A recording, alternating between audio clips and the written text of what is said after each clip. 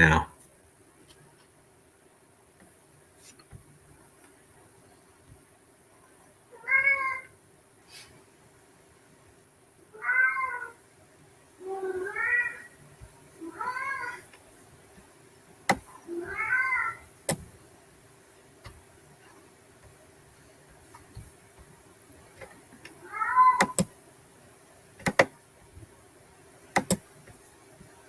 Hello, welcome. Link to the sutta we're going to go over today is in the chat. Hello, Maria. Welcome.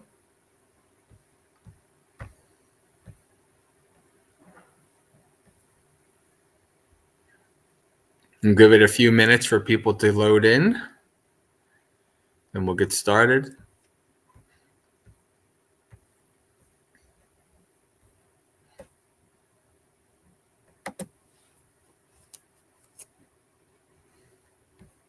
Hello, Metika.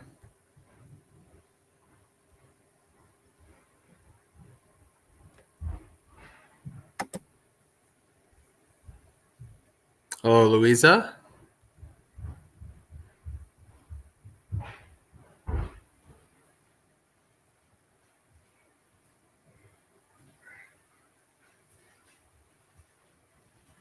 Hello, Thinnery. Welcome. Good to see you.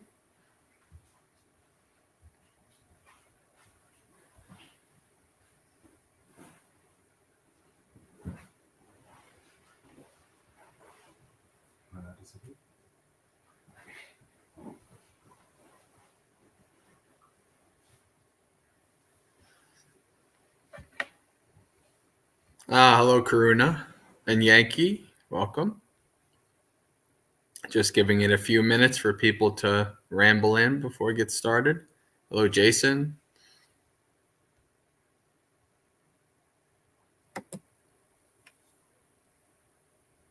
Hello, Gregory.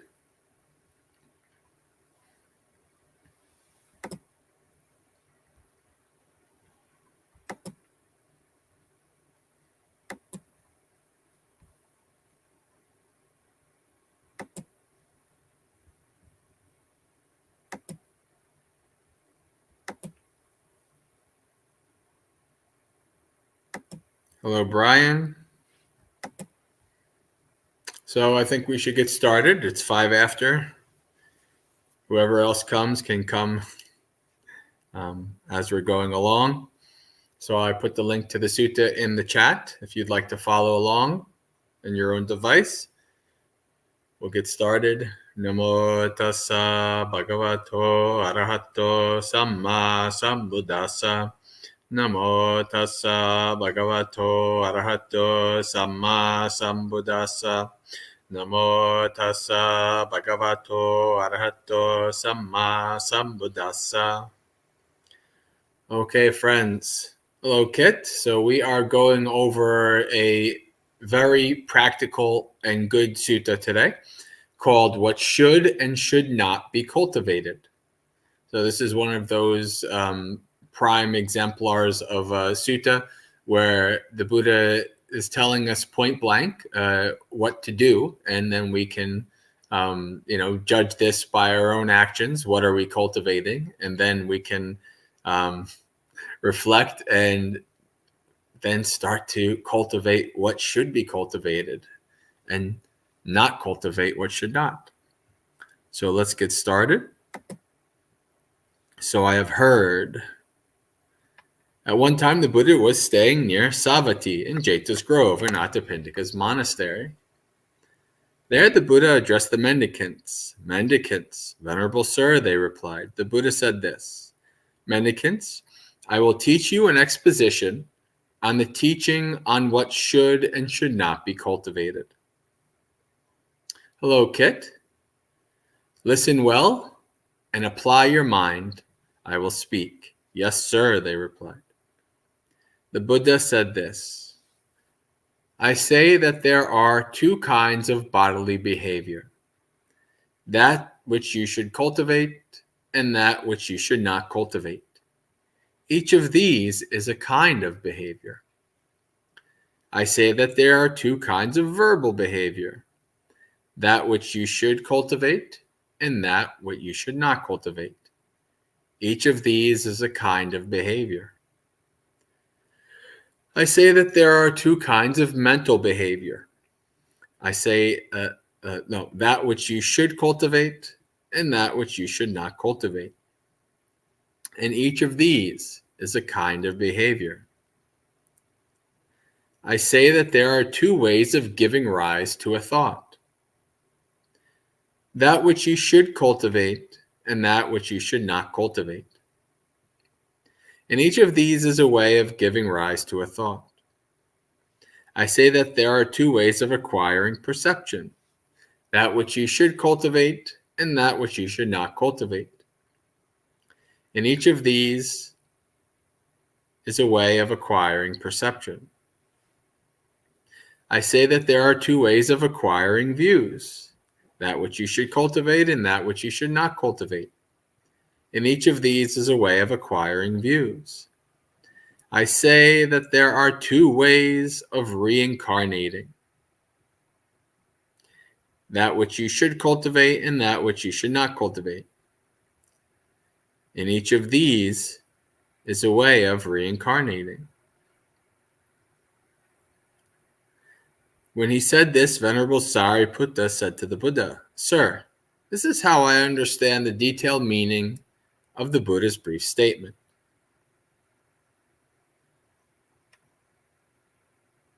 I say that there are two kinds of bodily behavior, that which you should cultivate and that which you should not cultivate. And each of these is a kind of bodily behavior."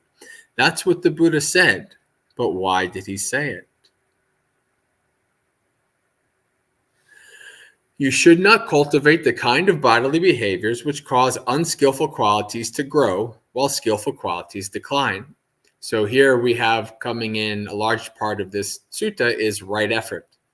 Right effort is all about building up and developing skillful qualities and abandoning unskillful qualities. Right? That's our right effort. There's another sutta, Dvaita Sutta, two kinds of thought sutta, that is along the same lines of this. Maybe I'll cover that sutta tomorrow. This could be a theme for the next couple of days. But these are things to understand, right? This is a very general thing to reflect on and to always keep in mind as you're kind of judging your path, judging your practice. Is what I'm doing leading to unskillful qualities to decline or to increase? The goal is to have them decline. And you should cultivate the kind of bodily behavior which causes unskillful qualities to decline while skillful qualities grow. And what kind of bodily behavior causes unskillful qualities to grow while skillful qualities decline? So again, this is bodily behavior that causes unskillful qualities to grow and decline of skillful. It's when someone kills living creatures. They're violent, bloody-handed, a hardened killer, merciless to living beings. So here we see that we're going into the basic precepts. The next one is they steal with the intention to commit theft. They take the wealth or belongings of others from village or wilderness. They commit sexual misconduct. And for those of you who've ever, if you ever wonder, well, what is, we take the precepts and you say, well, what does the Buddha mean? What does this actually mean? Well, here is the stock phrase that we're going to go over. This is what the Buddha, whenever the Buddha is asked, what is sexual misconduct? This is the phrase. So they have sexual relations with women who are not their mother. Wait, no, never mind. Jeez, yeah. Never mind. They have sexual, I don't think I've read. Anyway, yeah, that's a funny one. I don't think I've read Bhante Sujatā's translation. So I have like 3 different translations of this. Let me make sure I'm mindful in reading this. They have sexual relations with women who have their mother, father, both mother and father, brother, sister, relatives, or clan as guardian. So basically, this is somebody who is still under the care of their family. Right? This is obviously a major example of this would be somebody who's a minor. There's another example of this could be somebody who has like a mental handicap, right? Somebody who is basically reliant on the family to help them know what is best and what is not. Right? So this is the first section here. Boy, that's very wordy. Very wordy. The other translations are much more succinct than this.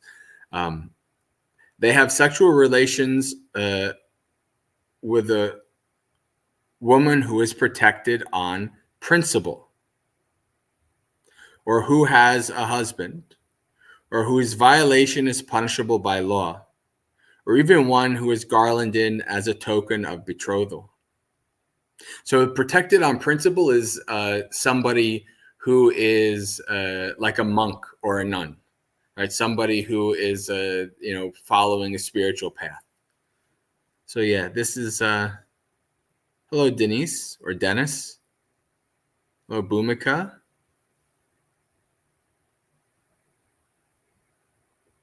So yeah, and so punishable by law. So obviously, if there's a law against her, or one who has given garland as a token of betrothal. So these are the major aspects of what is sexual misconduct.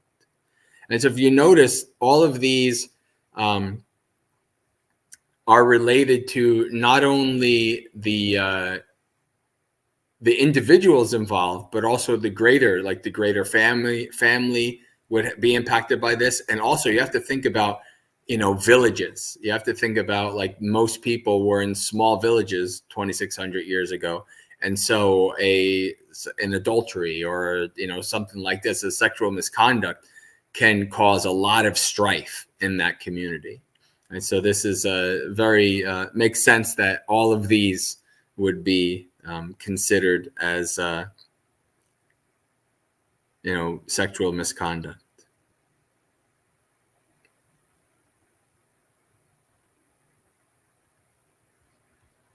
That kind of bodily behavior causes unskillful qualities to grow while skillful qualities decline. And what kind of bodily behavior causes unskillful qualities to decline while skillful qualities grow? It's when someone gives up killing living creatures. They renounce the rod and the sword. They're scrupulous and kind, living full of compassion for all living beings. They give up stealing. They don't, with the intention to commit theft, take the wealth or belongings of others from village or wilderness. They give up sexual misconduct. They don't have sexual relations with women who have their mother, father, both mother and father, brother, sister, relatives, or clan as guardian. They don't have sexual relations with a woman who is protected on principle, or who has a husband, or whose violation is punishable by law, or even one who has been garlanded as a token of betrothal.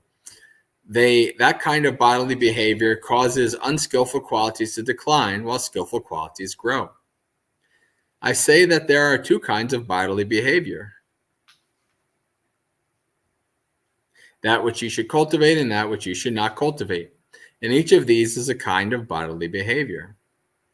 That's what the Buddha said, and that's why he said it. I say that there are two kinds of verbal behavior: that which you should cultivate and that which you should not cultivate.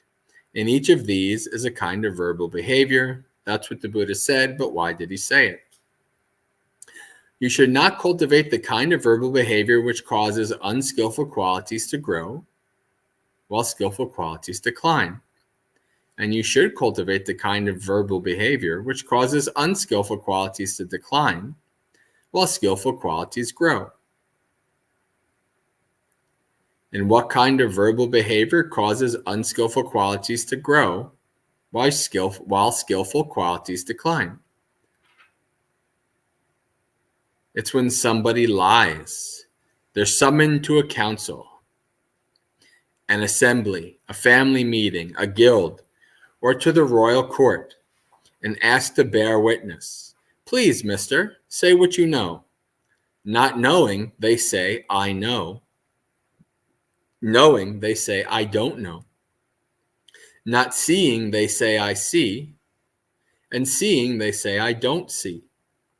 So they deliberately lie for the sake of themselves or another, or for some trivial worldly reason.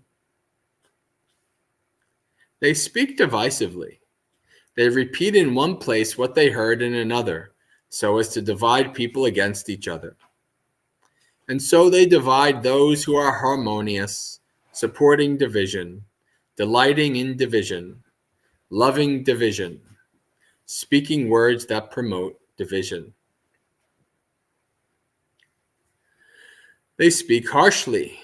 They use the kind of words that are cruel, nasty, hurtful, offensive, bordering on anger, not leading to immersion.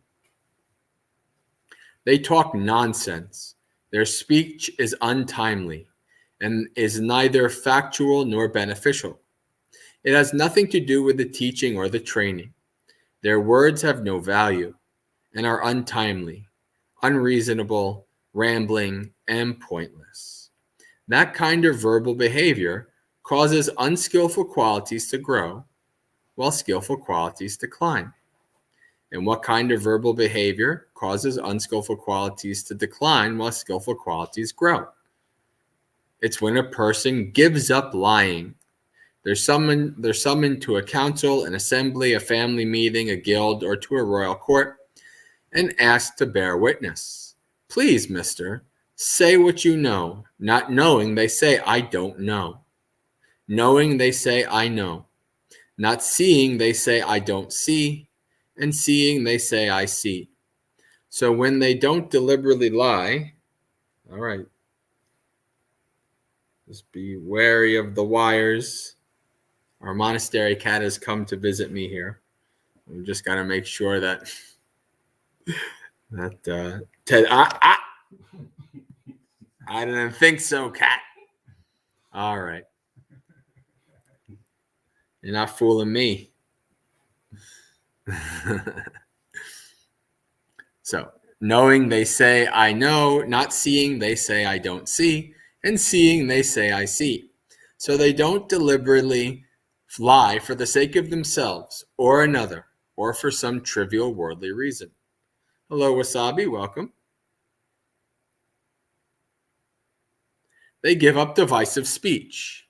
They don't repeat in one place what they've heard in another so as to divide people against each other.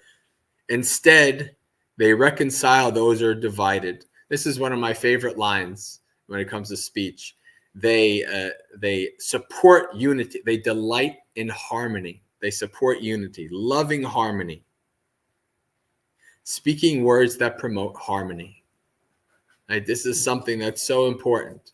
Right? This, especially this day and age, Buddhist practitioners should be those who support and speak in ways that unify, not divide. They give off harsh speech. They speak in a way that's mellow, pleasing to the ear, lovely, going to the heart, polite, likable, and agreeable. They give up talking nonsense. Their words are timely, true, and meaningful, and in line with the teaching and the training. They say things at the right time, which are valuable, reasonable, succinct, and beneficial. That kind of verbal behavior causes unskillful qualities to decline while skillful qualities grow. I say that there are two kinds of verbal behavior: that which you should cultivate and that which you should not cultivate. Gregory says the cat should be named Mara. I see you, cat. I see you, Mara. And each of these is a verbal behavior. That's what the Buddha said. Why did he say it? I'm going to start ellipsing a little bit of the repetitions in the interest of time. So there are two kinds of mental behavior: that which you should cultivate and that which you should not. You should cultivate mental behavior which causes unskillful qualities to grow and not decline. What kind of mental behavior causes unskillful qualities to grow and skillful to decline? It's when someone is covetous. They covet the wealth and belongings of others. Oh, if only their belongings were mine. They have ill will and malicious intentions. May these sentient beings be killed, slaughtered, slain, destroyed, or annihilated. That kind of mental behavior causes unskillful qualities to grow while skillful qualities decline. And now the reverse. Skillful qualities to grow. It's when someone is content. They don't covet the wealth and belongings of others. Oh, if only their belongings were mine.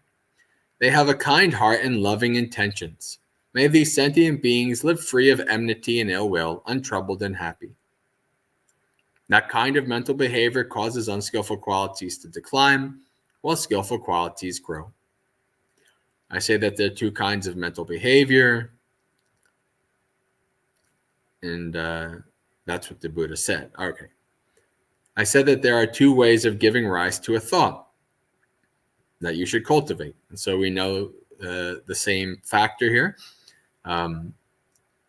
What is, you should not cultivate that which gives rise to unskillful qualities. And let's get to the list. And what way of giving rise to a thought causes unskillful qualities to grow? It's when someone is covetous and lives with their heart full of covetousness. They're malicious and live with their heart full of ill will. They're hurtful and live with a heart intent on harm. That way of giving rise to a thought causes unskillful qualities to grow while skillful qualities decline. So that is miccha sankappo, those three factors. The miccha being wrong, as opposed to samma sankappa, which is the second factor of the Noble Eightfold Path. And so the ways that cause that skillful qualities to grow will be samma sankappo, the second factor of the Noble Eightfold Path. It's when someone is content and lives with their heart full of contentment. They have goodwill and live with their heart full of goodwill. They're kind and live with a heart full of kindness. That way of giving rise to a thought causes unskillful qualities to decline while skillful qualities grow. I say that there are two ways of giving rise to a thought, which you should cultivate. That's what the Buddha said, and that's why he said it. I say that there are two ways of acquiring perception, that which you should and should not cultivate. Each is a way of acquiring perception. That's what the Buddha said, but why did he say that? You should not cultivate the way of acquiring perception which causes unskillful qualities to grow. You should cultivate that which causes unskillful qualities to decline. And what way of acquiring perception causes unskillful qualities to grow while skillful qualities decline? We've seen this before. It's when someone is covetous and lives with their perception full of covetousness. They're malicious and live with their perception full of ill will. They're hurtful and live with their perception intent on harm. That's a way of acquiring perception causes unskillful qualities to grow while skillful qualities decline. And now what about the reverse? It's when someone is content and live with their perception full of contentment. They have goodwill and live with their perception full of goodwill. They're kind and live with their perception full of kindness. That way of acquiring perception causes unskillful qualities to decline and skillful to grow. That's what the Buddha said, and that's why he said it. I say that there are two ways of acquiring views. That which you should cultivate and that which you should not cultivate. By the way, we will have some time to do questions. So if you have questions as we're going along, please feel free to type them in the chat, and we'll go over them after we finish the sutta.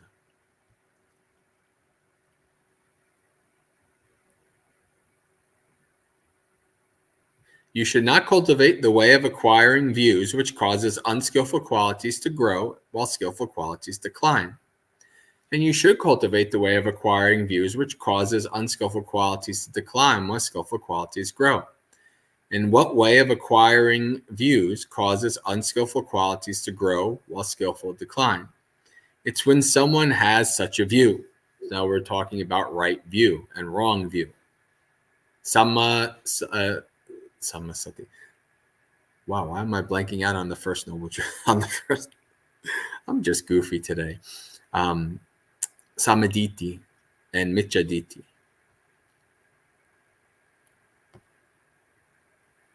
So now we are talking about, this is someone who has Michaditi, wrong view. There's no meaning in giving, sacrifice, or offering.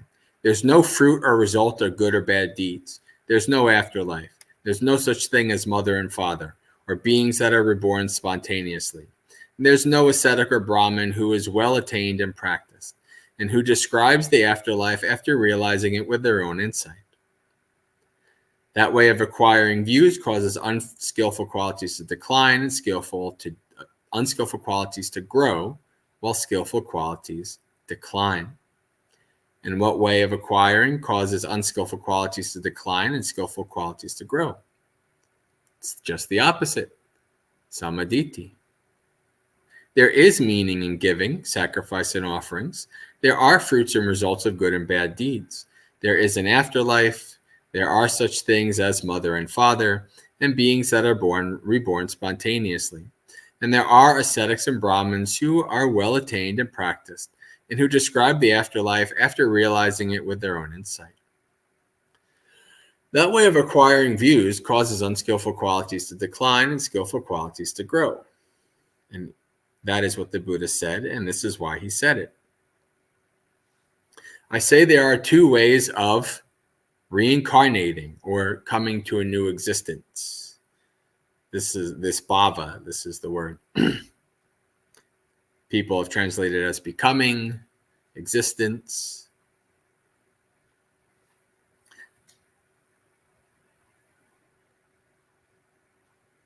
This is what the Buddha said, but why did he say it? The way of becoming or reincarnating that causes unskillful qualities to grow, while skillful qualities decline. You should not cultivate that way of reincarnating.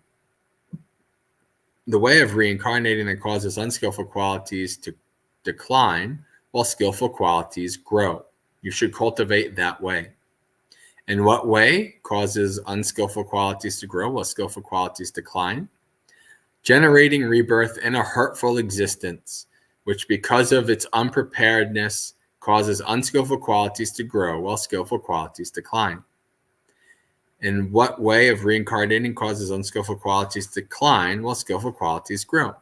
Generating rebirth in a pleasing reincarnation, which because of its preparedness causes unskillful qualities to decline while skillful qualities grow. I say that there are two ways of reincarnating, that which you should and should not cultivate. This is what the Buddha said, and this is why he said it. Sir, that's how I understand. So now we've come to the Sariputta has expounded on the Buddha's statement in brief, and this come to the end, not of the sutta, but of the end of his expounding. Sir, that's how I understand the detailed meaning of the Buddha's brief statement. Good, Sariputta.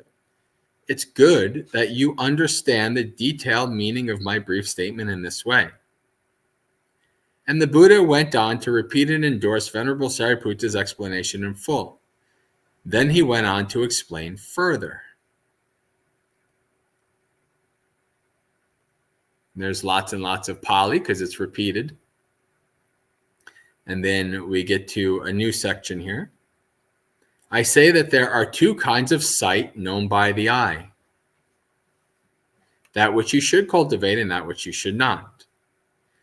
I say that there are two kinds of sounds known by the ear, two kinds of smell known by the nose, two kinds of taste known by the tongue, two kinds of touch known by the body, two kinds of thought known by the mind, that which you should cultivate and that which you should not cultivate.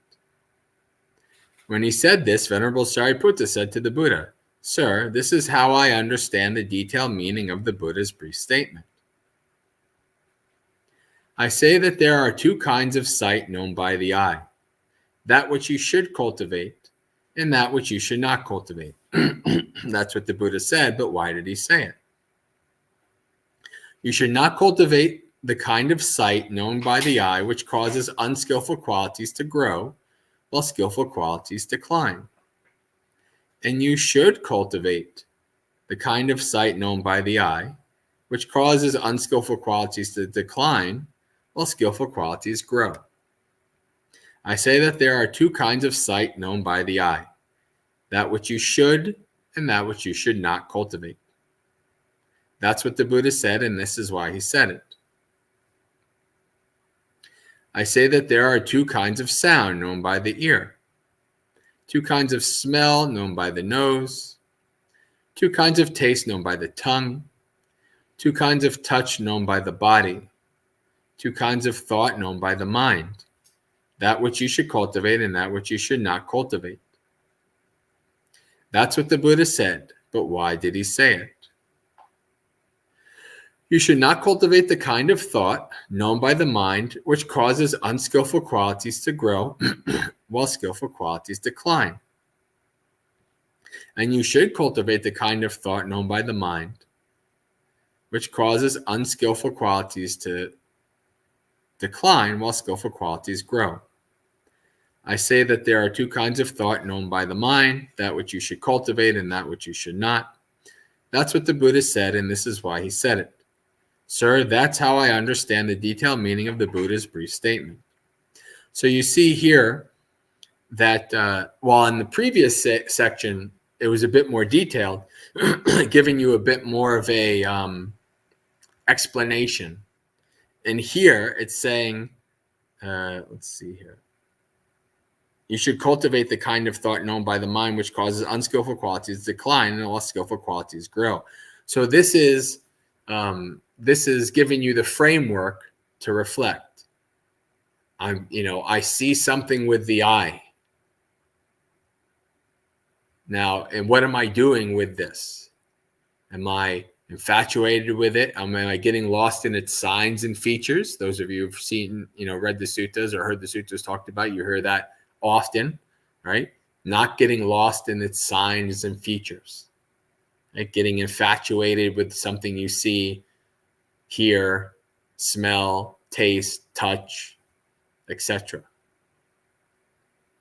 And so this is this framework that you can see. Is this causing, is this causing unskillful qualities to decline or to grow?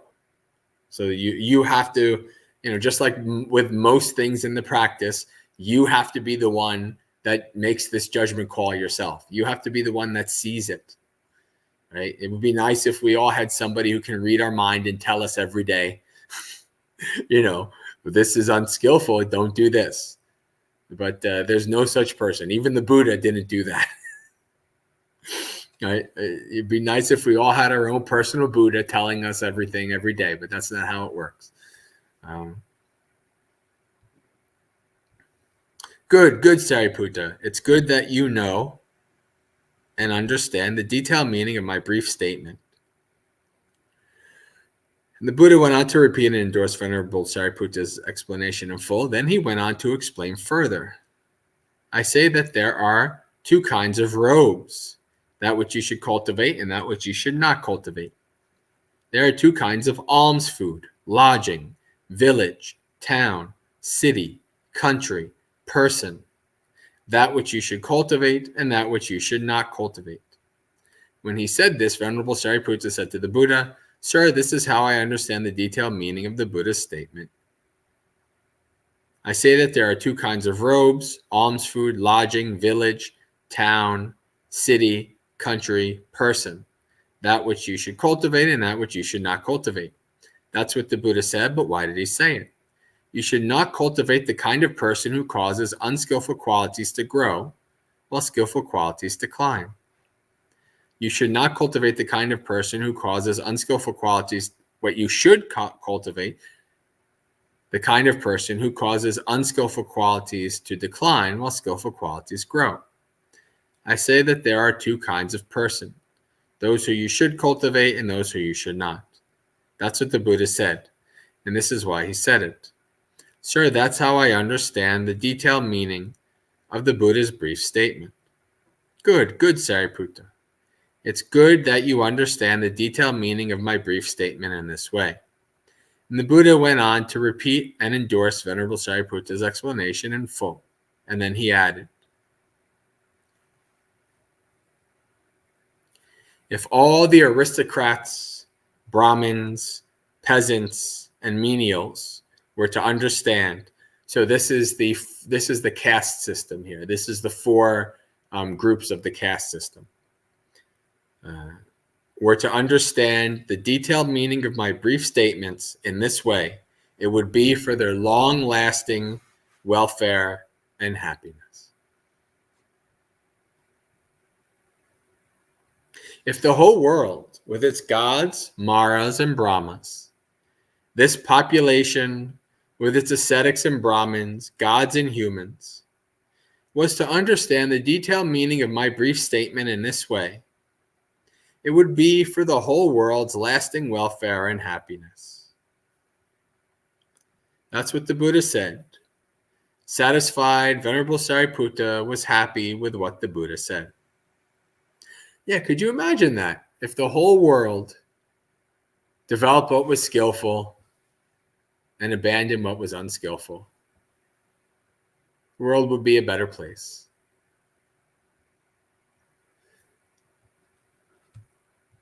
But of course, even the Buddha knows that this is not reality. This is not the nature of things. But if it was the case, then yeah. Reminds me of a question somebody asked once. Well, what would happen if every human just became awakened? And I'd say, well, that's a win. There would be probably no species in existence where every single being became awakened and the species went extinct. That would be a heck of a win. But I don't think that's happening. The human beings will go extinct, but not by awakening. So we've come to the end of this sutta. Very well, very important sutta, very good sutta to use as a reflection, right? As a guide when understanding your own practice and your own actions. And are those actions leading to unskillful qualities becoming stronger or skillful qualities becoming stronger? Right? When you know that for yourself, then you're, I got to stop doing this. This is not good. This is causing unskillful qualities to increase. I'm causing more suffering for myself. I'm causing more harm to others. Right? This is not good. So why don't I abandon that way and try to develop what is skillful?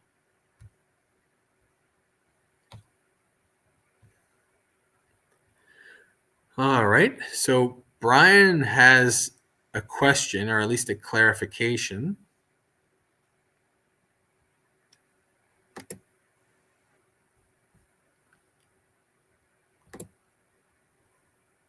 So for the senses, mind aside, cultivate applies to the response to the sense object being perceived, as opposed to cultivating the object.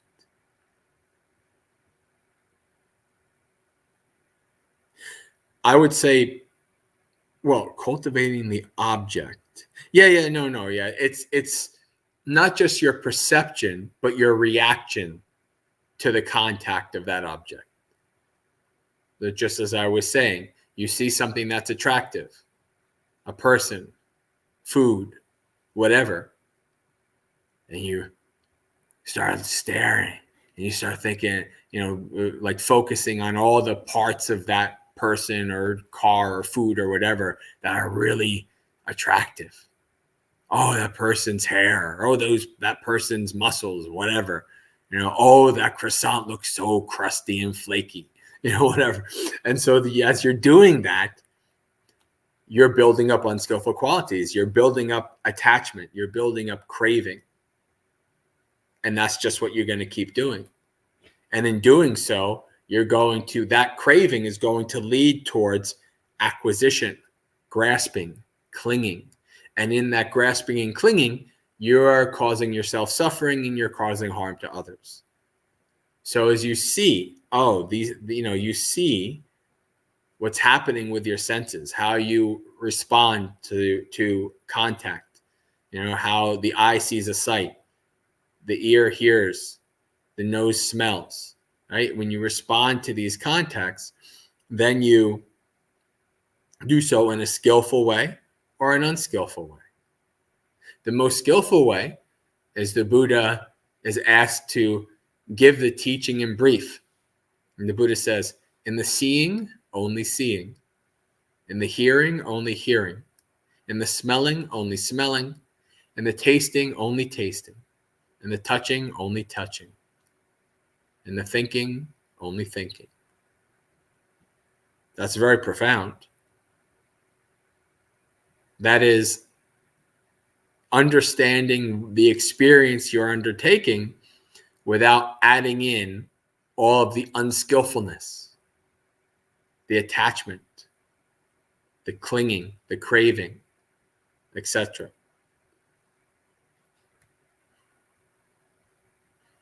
And so you cultivate sense restraint.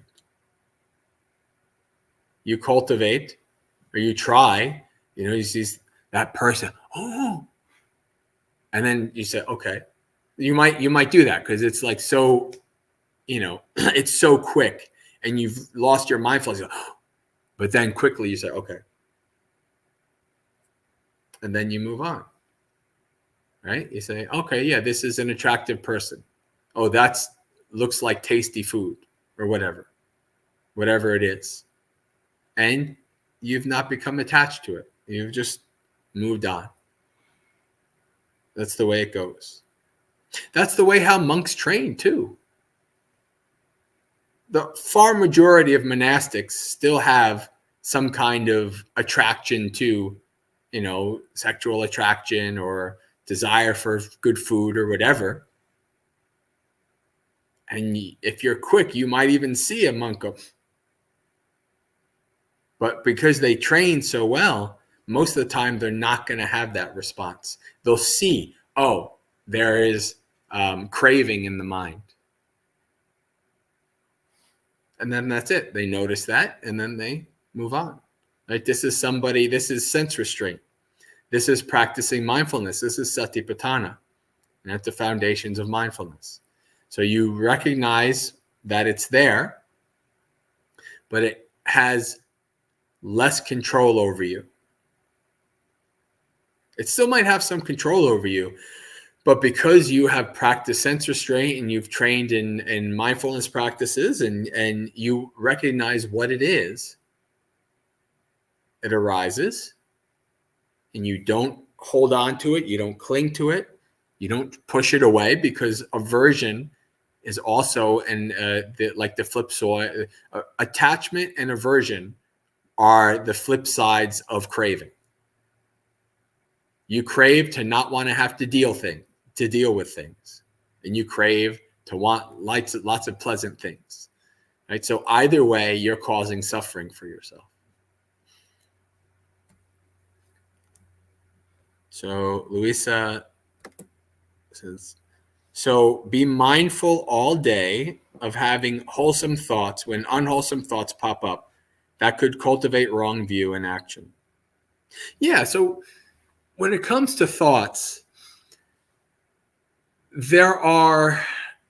there's the kind of intentional reflecting on something, intentional like, oh, I just want to sit here and daydream and focus on that person or that food or whatever.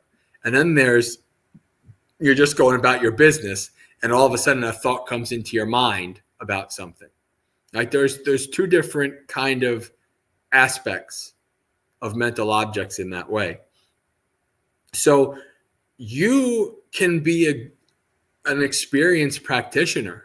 You've been meditating for many, many years, and still unskillful thoughts will just arise. That's normal. That's part of the mind. But the difference is you don't accept them as me, mine, myself.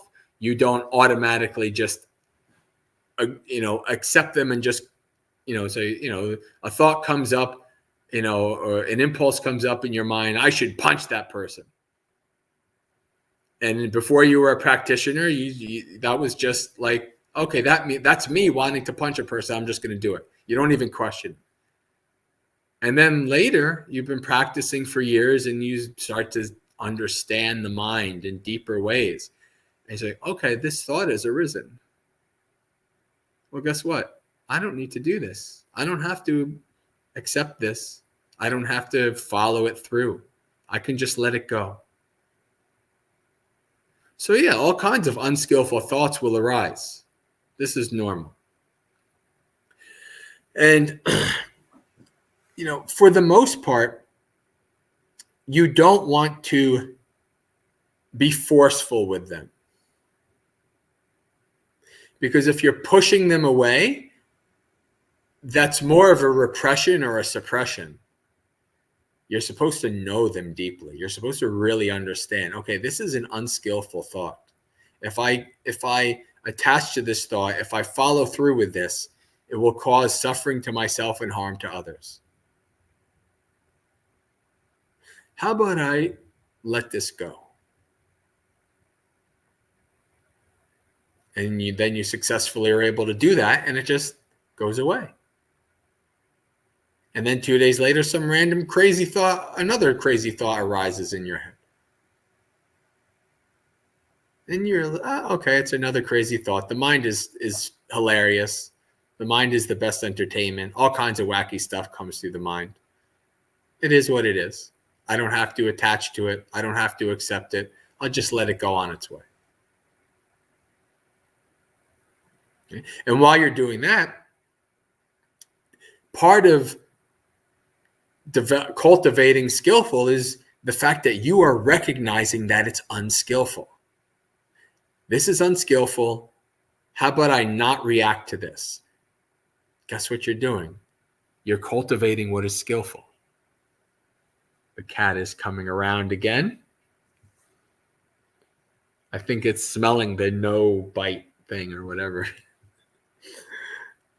Oh, yeah. It reminds me of the Christmas movie where the cat like bites on the thing and gets fried. Be careful with cats biting on power cords, especially at the base. Anyway, so that has nothing to do with Dhamma. So not cultivating mind action. Yeah. Well, he's an animal realm. They can't. Exactly. Maybe some sort of level of animal, some animals, rare animals can cultivate some level of right action, but the overwhelming majority, no. They're just going by their instinct. And their instinct is see interesting wire, bite. All right. So we have still 10 minutes if we need it. If you have anybody who's on with us has any questions, or anybody here has any questions, you're welcome to ask. I have a silly one. Okay. When they're describing the keeping the precepts, basically, and they go into the elaboration on the precept of not committing sexual misconduct, they mention not sleeping with someone who has a husband, or with a woman who has a husband. And I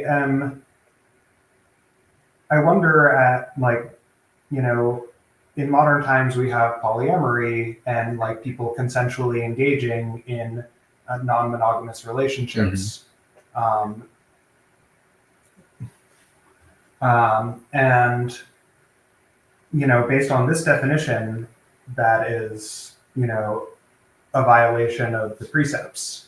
And I try to keep, I'm suspicious. I am hesitant to just be like, oh, that's outdated and, it doesn't count for modern sensibilities, because it feels like a slippery slope to just doing whatever you want sometimes. But I wonder if there's any other way to reconcile that, or as I either am violating precepts So I would say, as long as everybody's consensual and everybody's very open to the situation, like everybody is like on the same page, talking and understands the situation, then it's okay. That's what I would say. Because this is not a, the average, the majority of the cultures throughout civilization, at least, who knows before that, but the monogamy is very common. So it's going to go from a kind of the most common thing, right? The most common kind of, there were probably parts of India where there were, well, actually, even in here, you have examples of men having multiple wives and things like that. So that even something like that was part of, I mean, that's different, than, but yeah, I would say it's mostly, as long as it's consensual and everybody's on the same page and nobody's hurting each other's feeling or going behind each other's back, or it doesn't have any impact on, the families and stuff like that, then I would consider that part of not breaking the precept there.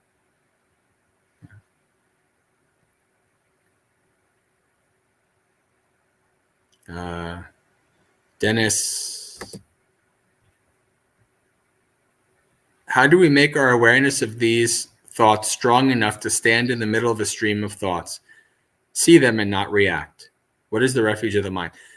You do this by slowly, over many years, observing the mind.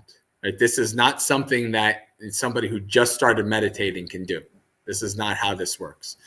You have to slowly, over thousands and thousands of repetitions of observing the mind, you come to know the mind. And when you know the mind, you understand what's arising and what's ceasing and all of that. Then that's where you have the power to choose. Right? You've known the mind deep enough that you've started to understand that not everything, things that arise in the mind, that they're not me, they're not mine, they're not myself. At least some things. Other things we might, until you were awakened, we might, or at least a stream enter, we might think that something is us, things like that. But this is not reacting to them or not accepting them or not instantly going along with them is a side effect of the training. It's a side effect of knowing your mind, of practicing like Satipatthana, mindfulness, the 4 foundations of mindfulness. So as you do this over years and repetitions, then you're able to see what arises in the mind, and then you don't react. I'll give an example. So I was, let's see, I don't know how many years I was a meditator by this point, a good number of years. And I was at a retreat at Bhavana Society. And one of my favorite monks in the world, somebody who I have lots of metta for, is Bhante Sila. And he's a Sri Lankan monk and who resided at Bhavana for over 10 years. He doesn't live there anymore, just like me. There's a lot of changes at Bhavana these days. But, and so I was at a metta retreat. He was giving a metta retreat. And he was doing his metta. And one thing that a lot of people don't know about me is I hate guided meditations. Aversion arises if I have to sit through a guided meditation. Because 99% of people who do guided meditations don't know what they're doing. They do it wrong. But anyway, so, Bhante is going, may all beings be well, happy and peaceful. And he's repeating it over and over again. And I'm trying to like blast out metta for all beings. And I see in my mind goes, come on, Bhante, I'm trying to give metta to all beings. Right? So I noticed this kind of funny thing of I'm getting agitated while trying to give metta of the teacher teaching us how to give metta. And so I'm trying to give metta and I'm trying to give metta. And then all of a sudden I have this image because I'm a like visual thinker. I don't think in words. So like if I I will have an impulse arises. It will be an image of me doing something. So I had this image arise in my head. And keep in mind, I'm at a retreat with 40 other people. We're in a meditation hall. So the image is me getting up off my seat, going up to the front of going up to the front of the hall where Bhante is, and punching him right in the face. And my second thought was, could you imagine if somebody who didn't have the years of practice and experience I had that thought? What would they be thinking? Oh my God, I'm such a horrible person. Oh my God, I thought about punching a monk. Oh my God, oh my God, oh my God, I'm evil, I'm this and this.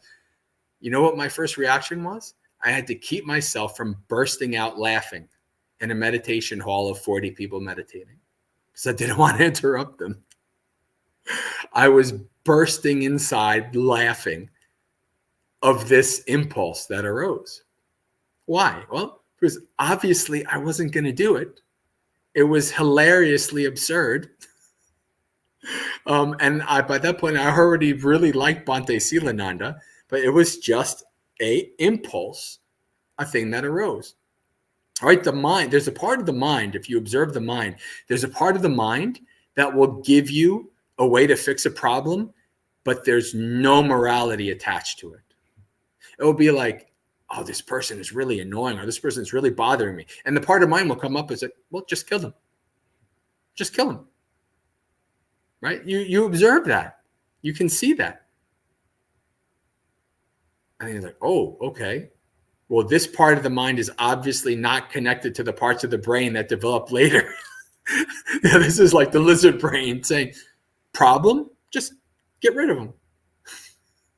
Right? But obviously somebody who has some, ethics and morals and is not mentally ill and has a good upbringing will be like, no, that's probably not the best thing to do.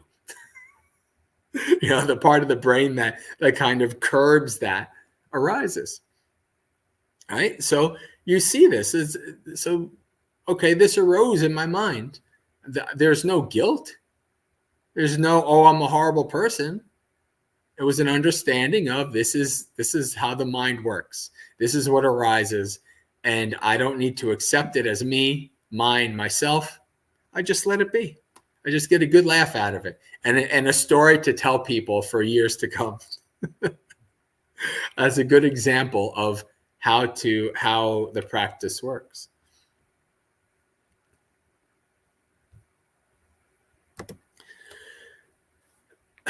Faze says, how about a dream state that we do not have control? What Buddhists say about sexual dreams? Dreams have nothing to do with your intentions or karma or anything like that. A dream is a dream. Whatever happens in a dream is nothing. So this is an important thing to reflect on. Right? Whenever I rarely dream, and there's a long story as to why I rarely remember my dreams. But when I do, there can be such a, because dreams will put you in the emotion, put you in the fear or the lust or whatever. It'll just really put you there. And you wake up and you're kind of in that state still for maybe 15 minutes or so. It's kind of really weird, right? And so when I do get that, I reflect, okay, well, it was just a dream. Now I'm in this is the waking state. This is where I'm at. This is what I need to do, etc. Right? So, and when you do that, you don't attach to that so much. It's just like any thought, just like anything else that arises. It just arises. Right? The Buddha says in the monastic rules, right? The first rule is, no sexual activity. Right? So a monk goes, has a wet dream or has a sexual dream and wakes up, oh my God, I've broken the thing. And he goes to the Buddha and the Buddha's like, it was just a dream. No, that's not breaking the rules. Right? This is dream is not, intentional action, as it were. So whatever happens in your dream happens in your dream. Now, obviously, if you're, focus, and like being wrapped up in something unskillfully, yeah, that might leach over to your dream.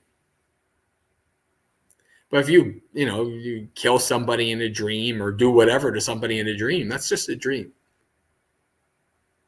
I think that has, maybe in later stages of Buddhism and different, philosophies and different things, dreams have different meanings. But in the early texts and the monastic rules, the dreams are just dreams.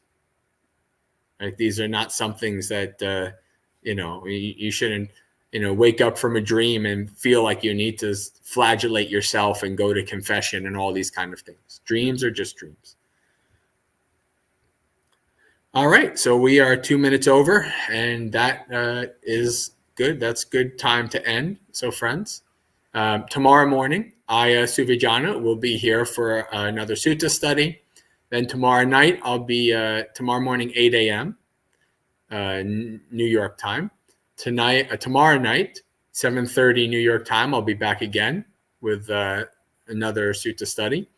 And then Friday morning, Aya Suvijana again, and then Friday night, we'll do monk chat, but it will literally be monk chat. It will just be me, which you've seen before. There's only been one monk for monk chat.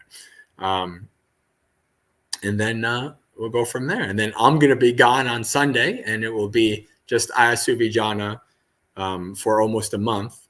And we'll see how, who covers what and stuff then. But that's where we're at for now. Okay, friends. Well, Sukhi Hotu, which means may you be well and at ease, practice well and be well. May you have a spiritually successful and peaceful practice until we meet again.